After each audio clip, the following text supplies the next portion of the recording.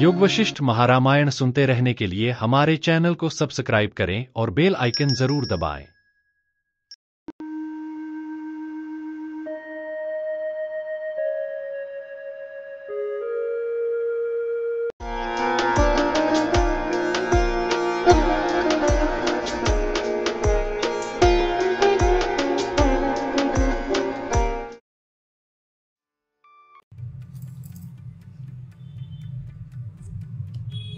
उत्पत्ति प्रकरण का सर्ग 96 मन की विलक्षणता, उसके विभिन्न नामों और उसकी शुद्धि के तात्विक उपायों को विस्तार से प्रस्तुत करता है। श्री वशिष्ठ जी ने श्री रामचंद्र जी के प्रश्नों का उत्तर देते हुए मन के स्वरूप और उसके कार्यों को समझाया। मन केवल भावनाओं और कल्पनाओं का समूह है। यह विकल्पना अर्थात संशय के रूप में प्रकट होता है और क्रियाओं में परिणत होता है। मन संकल्प, विकल्प और स्मृति के आधार पर अलग अलग रूपों में कार्य करता है। यह बुद्धि, अहंकार, चित्त, वासना, विद्या आदि नामों से जाना जाता है। मन ही कर्म का मूल है। यह संसार की रचना का आधार बनता है, जिसमें वासना, कल्पना और क्रिया की भूमिका होती है। मन का वास्तविक स्वरूप शुद्ध चेतना है। अपनी पूर्णता को पहचानकर और बाहरी कल्पनाओं से मुक्त होकर मन को शुद्ध किया जा सकता है। वशिष्ठ जी ने मन के नाम और कार्यों के आधार पर विभिन्न भेदों की व्याख्या की। मन, बुद्धि, अहंकार और चित्त, ये सभी एक ही चेतना के अलग अलग रूप हैं। जैसे अग्नि और उसकी उष्णता अभिन्न है, वैसे ही मन और कर्म अभिन्न है। मन को एक नट अर्थात अभिनेता की तरह बताया गया है, जो भिन्न भिन्न भूमिकाएं निभाता है। सर्ग 96 में मन को समझने का प्रयास आत्मा और संसार के बीच के संबंध को स्पष्ट करता है। मन को शुद्ध करके व्यक्ति मोक्ष प्राप्त कर सकता है। ये तो थे सर्ग 96 का सार। और अब आइए विस्तार से जानते हैं सर्ग 96 को। योग वासिष्ठ महारामायण सर्ग 96 उत्पत्ति प्रकरण। कर्मों की विलक्षणता से नाना प्रकार की आकृति धारण करने वाले मन के विविध नामों का प्रतिपादन तथा उसकी शुद्धि के लिए तत्व का निरूपण। श्री वशिष्ठ जी ने कहा, भद्र श्री रामचंद्र जी, मन क्या है? मन पहले अनुभव में आई हुई वस्तुओं की केवल भावना है, जो विकल्पना या विभावना शब्द से भी पुकारी जाती है। यह भावना स्पंद रूप धर्म से युक्त होकर विहित प्रतिषिद्ध रूपा क्रिया में परिणत होती है। अत्यंत सूक्ष्म होने के कारण अदृष्ट भावापन्न उस क्रिया के जन्मांतर आदि रूप फल का सब जंतु अनुसरण करते हैं। श्री रामचंद्र जी ने कहा, ब्रह्मन मन जड़ होता हुआ भी अजड़ के सदृश आकृति वाला है। उसका संकल्पारूढ़ रूप आकार आप विस्तार पूर्वक कहने की कृपा कीजिए। श्री वशिष्ठ जी ने कहा, रघुवर, सर्वशक्तिशालिनी माया से सबलित असीम आत्म तत्व का पहले रचित संकल्प शक्ति वाला जो रूप है, उसको लोग मन कहते हैं। लोगों के आधुनिक व्यवहार में भी मन का रूप प्रसिद्ध है, ऐसा कहते हैं। यह खंभा है या पुरुष है। यूं विकल्प व्यवहार में सत असत दोनों कोटियों में जो भाव झूले की नाई झूलता है और दोनों कोटियों में स्मृति पूर्वकता को प्राप्त होता है, यानी दोनों पक्षों में अवस्थित होता हुआ भी एक पक्ष में स्थिर नहीं होता, उसे विद्वान मन का रूप कहते हैं। आत्मा के चिद्रूप होने के कारण सदा भासित होने पर भी मैं आत्मा को नहीं जानता, यह प्रतीति और अकर्ता आत्मा में कर्तृत्व की प्रतीति जिससे होती है वह मन है, ऐसा कहते हैं। चैतन्य स्वरूप होते हुए भी पुरुष को जिससे मैं आत्मा को नहीं जानता हूँ और अकर्ता होते हुए भी मैं कर्म कर रहा हूँ, ऐसा निश्चय नियत रूप से होता है, वह मन का स्वरूप है। स्पंद रहित निष्क्रिय मन में इस लक्षण की अव्याप्ति की आशंका कर कहते हैं। इस लोक में जैसे गुणी का गुण से हीन होना संभव नहीं है, वैसे ही मन का भी कल्पनात्मक क्रिया शक्ति से रहित होना संभव नहीं है। जैसे परस्पर भिन्न हुए अग्नि और उष्णता का अस्तित्व नहीं रह सकता, वैसे ही भिन्न हुए कर्म और मन का तथा जीव और मन का अस्तित्व नहीं रह सकता। अर्थात जैसे अग्नि और उष्णता अभिन्न है, वैसे ही कर्म और मन तथा जीव और मन भी अभिन्न है। एकमात्र संकल्प रूप विविध विस्तार से शोभित होने वाले फलजनक चित्त रूपी कर्म ने स्वयं ही इस नानाविध विश्व का विस्तार कर रखा है, जो मायामय कारण शून्य विविध रचनाओं से युक्त और वासना की कल्पनाओं से व्याप्त है। जैसे यहाँ पर स्थित ही ऐंदवों ने हम लोग सत्यलोक में स्थित है ऐसी कल्पना की थी, वैसे ही जिससे जहाँ पर जिस वासना का जैसे आरोप किया जाता है, वहाँ पर फल देने वाली उस वासना की कल्पनाओं से यह विश्व व्याप्त है, यह स्पष्ट हुआ। उस वासना रूपी वृक्ष का कर्म बीज है, मन की गति शरीर है और सुख दुख आदि फल देने वाली विविध क्रियाएं उसकी शाखाएं हैं। यह शास्त्र में कहा जाता है और फलतः इसका अनुभव भी होता है। यदि कोई कहे कि कर्म कर्मेंद्रियों का वृत्ति रूप है, वह मन से कैसे हो सकता है, तो इस पर कहते हैं, मन जिसका अनुसंधान करता है उसी का संपूर्ण कर्मेंद्रिय वृत्तियां संपादन करती है, इसलिए कर्म मन कहा गया है। मन ही सर्वेंद्रियता को धारण करता है, इसलिए यह दोष नहीं है। यह दर्शाते हुए मन के नामों को दिखलाते हैं। मन, बुद्धि, अहंकार, चित्त, कर्म, कल्पना, संस्कृति, वासना, विद्या, प्रयत्न, स्मृति, इंद्रिय, प्रकृति, माया, क्रिया, केवल इतनी ही नहीं और भी अनेक विचित्र शब्दोक्तियां ब्रह्म में कल्पित हैं। ये शब्द वैचित्र्य के सिवा और कुछ भी नहीं है। संसार में कल्पित आगे कहे जाने वाले भिन्न भिन्न प्रवृत्ति निमित्त शब्दों की अर्थ बोधन शक्ति के प्रयोजन यानी शक्यता अवच्छेदक ही इनके कारण हैं। अकस्मात अपने स्वरूप का विस्मरण होने से, जिसे अपने अपरिच्छिन्न दृष्टापन का चिदेक रसता का अनुभव नहीं हो रहा है, अतएव बाह्य कल्पना में उन्मुख चिति के ये सब नामांतर किए गए हैं।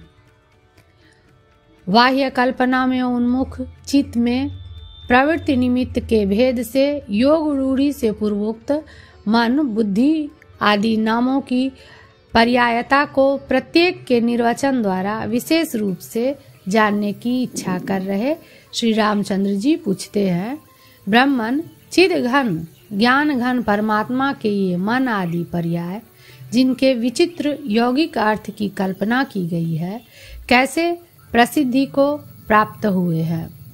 इस प्रकार श्री रामचंद्र जी के प्रश्न करने पर क्रमशः पूर्वोक्त 15 नामों की व्याख्या करने की इच्छा वाले श्री वशिष्ठ जी पहले मन नाम की व्याख्या करते हैं। श्री वशिष्ठ जी ने कहा, वत्स श्री रामचंद्र जी, अविद्यावश मानो कलंकता को प्राप्त हुआ परम चेतन ही जब कभी स्मरण रूप को प्राप्त होकर यह इस प्रकार का है या यह इस प्रकार का नहीं है, यूं विकल्प रूप से नाना प्रकार का होता है, तभी वह मन रूप से स्थित होता है, इसलिए उसका मन नाम होता है। उक्त शुद्ध चेतन जब पहले ही या विकल्प के बाद विशेष भावना प्राप्त कर उक्त विकल्प की 2 कोटियों में से 1 कोटि के अनुसंधान का निश्चय कर सुस्थिर हो स्थित होता है, तब यह वस्तु ऐसी है इस प्रकार का निर्धारण करने में समर्थ बुद्धि नाम से कहा जाता है। जब तुच्छ देह आदि में आत्माभिमान करने से अपनी सत्ता मानता है तब अभिमान से अहंकार कहा जाता है। अहंकार ही सकल अनर्थों का मूल होने से संसार में बंधन करने वाला है। जब वह शुद्ध चेतन पूर्वापर के अनुसंधान का त्याग कर बालक की नाई एक विषय का त्याग कर दूसरे विषय का स्मरण करता है तब चित्त नाम से कहा जाता है। चूंकि कर्ता एकमात्र स्पंद धर्म से युक्त है, अतः जब उक्त शुद्ध चेतन ही वास्तव में असत स्पंद रूप गुण से कर्ता को गुणी करता है और स्पंद के फल का अर्थात शरीर और उसके अवयवों का अन्य देश में संयोग का संपादन करने के लिए दौड़ता सा है, तब कर्म कहा जाता है। काकतालीय न्याय से अर्थात अकस्मात अन्य वस्तु के लिए अवकाश से रहित अपने स्वरूप के ज्ञान का त्याग कर यानी अपनी पूर्णता को भूलकर जब अपनी इच्छित परिच्छिन्नता की कल्पना करता है तब कल्पना नाम से प्रसिद्ध होता है।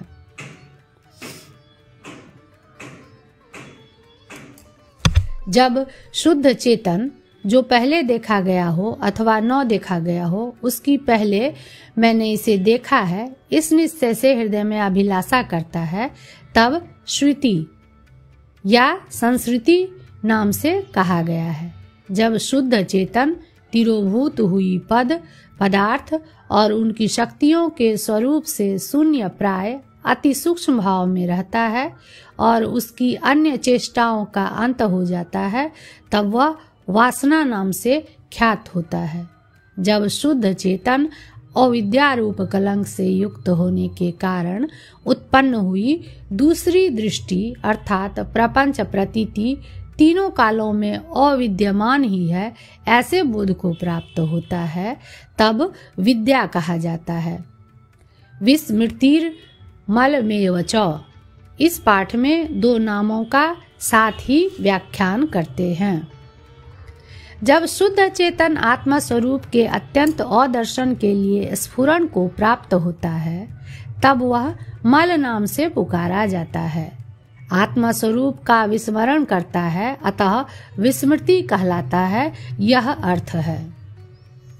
अथवा मिथ्या विकल्पों से विविध प्रकार के विक्षेप करता है अतः विस्मृति कहलाता है। आवरण शक्ति की प्रधानता से मल और विक्षेप शक्ति की प्रधानता से विस्मृति कहलाता है, यह भाव है। प्रयत्न स्मृति रेव च इस पाठ में तो अपने विनाश यानी अदर्शन के लिए स्फुरित होता है, यत्न सा करता है अतः प्रयत्न कहलाता है और विविध वस्तुओं का स्मरण कराता है इसलिए स्मृति कहलाता है। यूं यथा कथनचित व्याख्या या व्याख्यान करनी चाहिए। मना स्वरूप हुआ वह शुद्ध चेतन जब सुनकर, छूकर, देखकर, भोजन कर, सूंघ कर, विचार कर यानी श्रवण आदि क्रियाओं से कार्य कारण के स्वामी जीव भाव को प्राप्त हुए परमेश्वर को आनंदित करता है यानी भोगों द्वारा प्रसन्न करता है तब वह इंद्रिय कहलाता है। अलक्षित परमात्मा में संपूर्ण दृश्य जाल की उपादान से अभिन्न कर्ता रूप से रचना करता है, अतएव वह सब पदार्थों की प्रकृति कहा जाता है। जब वह शुद्ध चेतन सत को शीघ्र असत्ता को प्राप्त करता है और असत को देहादि को प्रमाण सत्ता के बिना सत्ता को प्राप्त करता है, इसलिए सत्ता और असत्ता का विकल्प रूप होने से माया कहलाता है। संसार और उसकी बीज रूपता को प्राप्त हुआ वह शुद्ध चेतन दर्शन, श्रवण, स्पर्श, रसन, ध्यान आदि क्रियाओं के करने से लोक में क्रिया नाम को प्राप्त होता है। अविद्यावश कलंक युक्त हुई अतएव बाह्य कल्पना के उन्मुख वस्तुतः प्रकाश स्वरूप चिति के ये मन आदि पर्याय नामांतर हैं। चित्त रूपता को प्राप्त हुए अतएव प्रस्तुत संसार पद को पहुँचे हुए शुद्ध चेतन के अपने ही सैकड़ों संकल्पों से ये नामांतर योग रूढ़ी को प्राप्त हुए हैं। एक ही शुद्ध चेतन के मन, बुद्धि आदि संख्या भेदों की कल्पना कैसे हुई, इस पर कहते हैं,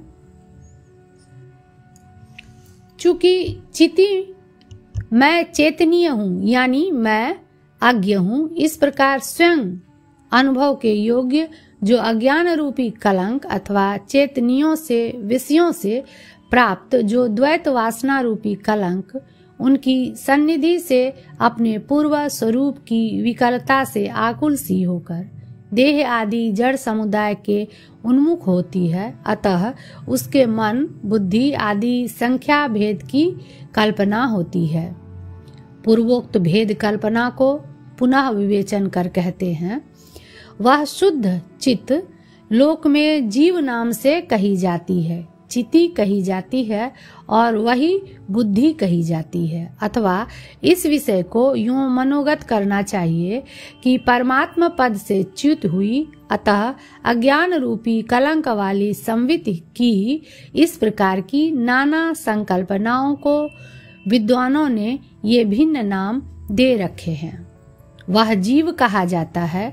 इस कथन से मन में चेतनता की प्राप्ति होने से अन्य दर्शनों में और लोक में भी उसकी जड़ता की प्रसिद्धि होने से संदेह में पड़ रहे श्री रामचंद्र जी पूछते हैं, ब्रह्मन, मन क्या जड़ है अथवा चेतन है?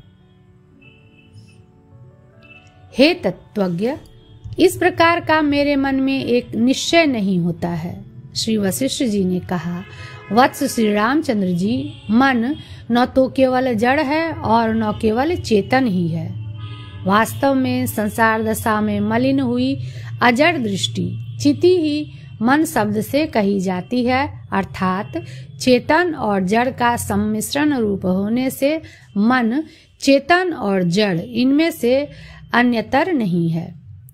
परमार्थ रूप से तो मनवानो मनस्तान्य स्ते तानी कर्मणा मानवेन, मनन करता हुआ मन होता है, ये उसके कर्म प्रयुक्त नाम है। इत्यादि श्रुति में आत्मा के ही कर्म प्रयुक्त नामों में मन शब्द की गणना से चेतन दृष्टा ही संसार दशा में उपाधि मलिनता का अनुभव करता है, अतः मन कहा जाता है। मन जैसे चित्त और अचित से विलक्षण है, वैसे ही वह सत और असत से भी विलक्षण है, ऐसा कहते हैं। सत और असत के मध्य में वर्तमान यानी न सत और न असत, प्रत्येक प्राणी में भिन्न भिन्न जगत का कारण रूप जो अनिर्मल रूप है, वह चित्त नाम से पुकारा जाता है, अथवा आत्मा की अज्ञात सत्ता ही मन है, ऐसा कहते हैं। शाश्वत अविनाशी एक रूप निश्चय के बिना जो आत्मा की स्थिति है, वह चिति कही गई है। उससे यह जगत उत्पन्न हुआ है। म्लान रूप वाली चिति की जो जड़ और अजड़ दृष्टियों के मध्य में झूले की नाई अपनी कल्पना है, वही मन कहा जाता है।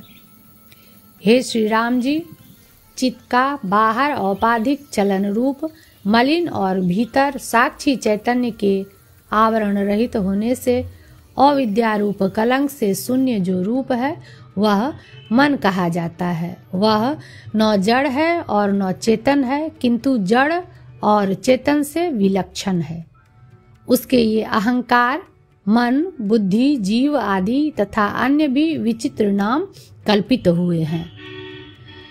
जैसे नट अनेक विविध रूपों को प्राप्त होता है, वैसे ही मन भी अन्यान्य कर्मों को प्राप्त होता हुआ अनेक नामों को धारण करता है। जैसे एक ही मनुष्य रसोई बनाने से पाचक, पढ़ाने से पाठक, गांव का प्रधान होने से मुखिया, यूं विलक्षण अधिकारों के कारण विचित्र और विकृत तत् कार्यों का प्रकाश करने वाले नामों को प्राप्त होता है, वैसे ही मन भी कर्मवश उक्त नामों को प्राप्त होता है। हे रघुवर, जो मैंने ये चित्त की संज्ञाएं कही हैं, उन्हीं को अन्यान्यवादियों ने अपनी सैकड़ों कपोल कल्पनाओं से अन्य प्रकार से कहा है। अपने अपने तर्कों के अभिमत द्रव्यत्व, गुणत्व आदि बुद्धि का मन में आरोप कर अपनी इच्छा से उन्होंने मन, बुद्धि, इंद्रिय आदि के विचित्र नाम भेद किए हैं। उनके कल्पना प्रकारों का विभाग कर दिखलाते हैं। किसी वादी के मत में मन जड़ है, किसी वादी के मत में जीव से भिन्न है, किसी के मत में अहंकार नाम से उसका निर्देश है और किसी के मत में वह बुद्धि कहा गया है। हे श्री रामचंद्र जी, अंतःकरण के एक रूप होने के कारण उसकी संकल्प आदि भिन्न भिन्न वृत्तियों की सृष्टि से हुए अहंकार, मन, बुद्धि आदि भिन्न नाम जो मैंने आपसे कहे हैं, उनकी नैयायिकों ने अपनी बुद्धि के विकल्पों से अन्यथा कल्पना कर रखी है।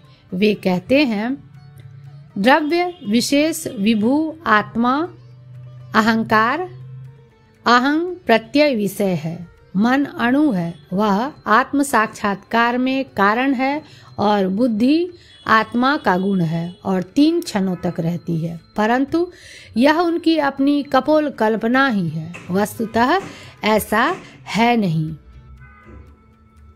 सांख्यों ने इनकी अपेक्षा भिन्न रूप से उनकी कल्पना की है। वे कहते हैं सत्वगुण, रजोगुण और तमोगुण रूप प्रकृति का अंतःकरण रूप पहला परिणाम, जिसका दूसरा नाम महत तत्व भी है, बुद्धि है। उसका परिणाम अहंकार दूसरा तत्व है। मन 11 इंद्रियों के अंतर्गत और 16 विकारों के मध्यवर्ती है। चार्वाकों ने उनकी दूसरी ही कल्पना की है। वे कहते हैं शरीर का ही चैतन्य रूपी गुण बुद्धि है, शरीर ही अहंकार आत्मा है तथा उसका पूर्वापर प्रतिसंधान मन है।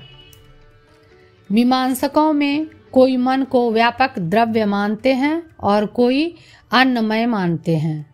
उनके मत में जड़ बोधात्मक अहंकार रूप आत्मा का चिदंश बुद्धि है।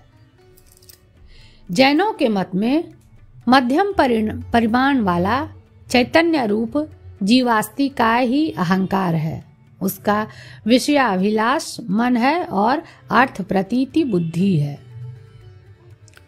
इसी प्रकार बौद्ध, वैशेषिक, पांचरात्र, पातंजल, माहेश्वर, नाकुल आदि ने अपनी अपनी विलक्षण कपोल कल्पनाओं से उक्त अहंकार, मन, बुद्धि आदि की अन्यथा कल्पना की है।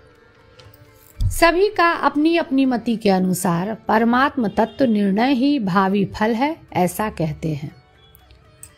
जैसे अनेक पथिकों का एक ही नगर गंतव्य होता है, वैसे ही राजस, तामस, मलिन सत्व और अर्ध मलिन सत्व प्रधान लोगों के योग्य देश और काल में उत्पन्न हुए उक्त सभी लोगों का तत् बुद्धि के अनुसार फल रूप से स्थित होने में समर्थ पारमार्थिक पद ही गंतव्य है। यदि एक ही परम पद प्राप्तव्य है तो वे परस्पर विवाद किस लिए करते हैं? इस पर कहते हैं परम पद में आरूढ़ होने की इच्छा करने वाले वे परमार्थ वस्तु के अज्ञान से अपरमार्थ वस्तु में, अनात्म वस्तु में यह परमार्थ है, यूं विपरीत ज्ञान होने से विविध विकल्पों से इदमित्थं इदम नित्थं यूं विवाद करते हैं। जैसे पथिक अपनी अपनी बुद्धि और रुचि के अनुसार अपने अपने गंतव्य मार्ग की प्रशंसा करते हैं, वैसे ही रजोगुण प्रधान, तमोगुण प्रधान, मलिन सत्व प्रधान लोगों के उचित देश काल में उत्पन्न हुए वादी भी अपने अपने पक्ष की प्रशंसा करते हैं। भाव यह है कि उक्त काल आदि का अनुसरण करने वाले उन लोगों की अपने अपने पक्ष में अभिरुचि होती है, अतः वे स्व स्व पक्ष की प्रशंसा करते हैं। क्या मुमुक्षु पुरुषों के लिए भी उनके द्वारा कही गई युक्तियां उपादेय हैं? इस पर नहीं, मुमुक्षुओं के लिए उनकी युक्तियां उपादेय नहीं है, ऐसा कहते हैं। हे श्री रामचंद्र जी, फल की इच्छा से फल साधन कर्म में जिनका चित्त आसक्त है, ऐसे लोगों के लिए उन्होंने अपनी कल्पना से प्रसूत तत् पदार्थों से अपनी अपनी वैचित्र्य युक्तियां मिथ्या ही कही हैं। वे प्रमाणों में सर्वश्रेष्ठ प्रमाण उपनिषद के सम्मत नहीं है, यह अर्थ है। यों उनके मिथ्या होने पर परिशेष से हमारे द्वारा कही गई युक्तियां ही प्रमाणिक हैं, ऐसा कहते हैं। जैसे कोई पुरुष स्नान दान प्रतिग्रह आदि क्रियाओं को करता हुआ स्नायी दाता प्रतिगृहीता आदि विचित्र नामों को प्राप्त होता है, वैसे ही वह मन भी विचित्र कार्य करता है। अतः कार्य के अनुसार जीव वासना मन आदि नाना नामों से कहा जाता है। अपने द्वारा कही गई युक्तियों में लोकानुभव का संवाद दिखलाते हैं। यह सब चित्त ही है, ऐसा सभी लोगों को अनुभव होता है, क्योंकि यदि मनुष्य के चित्त न हो तो वह लोक को देखता हुआ भी कुछ नहीं देखता। मन युक्त पुरुष ही भली बुरी वस्तु को सुनकर स्पर्श कर देखकर भोजन कर सूंघ कर अंतःकरण में हर्ष अथवा विषाद को प्राप्त होता है, मन रहित नहीं। जैसे आलोक रूप प्रकाशों का कारण है, वैसे ही मन सब पदार्थों का कारण है। जिस पुरुष का चित्त बंधा रहता है वह बंधन में पड़ता है, और जिसका चित्त मुक्त है यानी वासना रहित है, मैं मुक्त हूँ यह निश्चय वाला है, वह मुक्ति को प्राप्त होता है। अतएव वादियों को अपनी अपनी वासना के अनुसार मन में जाड्य और चैतन्य का अनुभव उत्पन्न होता है, ऐसा कहते हैं। हे श्री राम जी, जो मन को जड़ कहता है उसके मन को आप जड़ों में सर्वोच्च जड़ समझिए। जिसका मन चेतन है वह मन को जड़ नहीं जानता, यानी जो मन को चेतन जानता है उसका मन जड़ नहीं है। जो यह मन पूर्वोक्त रीति से उत्पन्न हुआ, तत्वज्ञ लोग उसे न तो चेतन है और न जड़ है ऐसा जानते हैं। उससे विविध सुख दुख और चेष्टाओं से पूर्ण यह जगत उत्पन्न हुआ है। मन के अद्वितीय ब्रह्माकार होने पर संसार का विलय हो जाता है। कलुष जल के सदृश मलिन चिद्रूप मन संसार का कारण है। मलिन चिद्रूप मनों से समष्टिभूत मन रूप हेतुओं से भ्रांतिवश जगत उत्पन्न हुआ है। कलुषित जल के समान मलिन चिद्रूप मन इस कथन का तात्पर्य कहते हैं। हे श्री रामचंद्र जी, इसलिए न तो चेतन मन संसार का कारण है और न पत्थर के समान जड़ मन ही संसार का कारण है। जैसे नील पीत आदि रूपों का नवभाषण शब्द से कहा जाने वाला केवल तेज कारण है और न पृथ्वी आदि कारण है, किंतु त्रिवृत्तकरण द्वारा मलिन हुआ तेज उनका कारण है। वैसे ही केवल जड़ और केवल चेतन मन जगत में पदार्थों का कारण नहीं है, किंतु जड़ चेतन मिश्रित मन पदार्थों का कारण है। मन की असत्ता में जगत का निरूपण नहीं होता, इसलिए भी जगत मनोमात्र है ऐसा कहते हैं। यदि चित्त से पृथक जगत नहीं है तो जिसका चित्त लीन हो गया उसकी दृष्टि से जगत क्या है, यानी कुछ भी नहीं है। क्योंकि चित्त का लय होने पर सब प्राणियों का सारा जगत लीन हो जाता है, इसलिए संपूर्ण जगत चित्त मात्र ही है। जैसे एक ही काल ऋतु विशेषों के आविर्भाव से विचित्र आकार धारण करता है, वैसे ही एक ही मन विचित्र कर्मों के उद्रेक से विचित्र आकार धारण करता हुआ विविध नामों से प्रसिद्ध होता है। यदि मन के संबंध के बिना अहंकार इंद्रिय और क्रियाएं शरीर को शोभित करे तो जीव आदि मन से पृथक हो। वादियों ने किन्हीं दर्शनों में यानी अपने अपने शास्त्रों में मन के जो भेद तर्क से कहे हैं वे कुतर्क करने वालों से कहे गए हैं। प्रामाणिक वेदव्यास आदि द्वारा नहीं कहे गए हैं। उनकी कुतर्क की उत्पत्ति में कारण कहते हैं। हे श्री रामचंद्र जी, ये तत्वज्ञानी वेदव्यास आदि द्वारा कभी कहीं पर न तो कहे गए हैं और न ज्ञात हैं। उक्त कुतर्कों की उत्पत्ति में अज्ञान, सांप्रदायिक शिक्षा शून्यता तथा मन रूपी देव की स्वाभाविक कुतर्क शक्तियां कारण हैं, क्योंकि मन में सब जगह दौड़ने वाली सब शक्तियां विद्यमान हैं। तर्कों के स्थिर न होने से उनको सदा संशय ही होगा। व्यवस्थित एक पक्ष का निर्णय भेद कैसे होगा, इस पर कहते हैं। जब ही शुद्ध चित्त में तनिक भी जड़ शक्ति उदित होती है, तभी वैचित्र्य प्राप्त होता है। भाव यह है कि अपनी अपनी कल्पना से कल्पित तर्क में श्रद्धा जाड्य होने से उसमें वैचित्र्य होता है। यदि कोई कहे कि आपके पक्ष में भी तो आपका श्रद्धा जाड्य हेतु क्यों नहीं है, ऐसी शंका होने पर यह पक्ष मेरी स्वबुद्धि से कल्पित नहीं है, किंतु जैसे जीवित पुरुष से केश और रोम निकलते हैं, वैसे ही अक्षर से विश्व की उत्पत्ति होती है इत्यादि श्रुतियों से सिद्ध है। इस आशय से कहते हैं, जैसे चेतन मकड़ी से जड़ तंतु उत्पन्न होता है, वैसे ही नित्य प्रबुद्ध परम पुरुष ब्रह्म से मन उत्पन्न होता है। वादियों का श्रुति में तो आदन है नहीं, इसलिए उनकी अविद्यावश अपनी अपनी भावना ही स्थिर हुई है। उन्होंने मन के ही नाम रूप भेदों की भ्रम से कल्पना की है, ऐसा कहते हैं।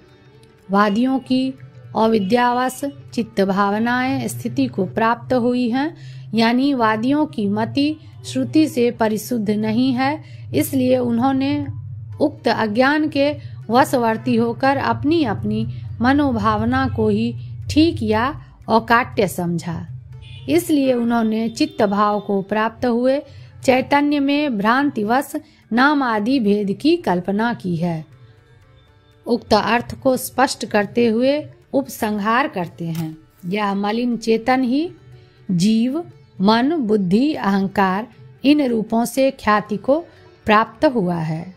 वही इस जगत में चेतन, चित्त और जीव संज्ञाओं से कहा जाता है। जो वस्तु है वह विवाद का विषय नहीं है, केवल मात्र नाम और कल्पना में विवाद है। 96वां सर्ग समाप्त।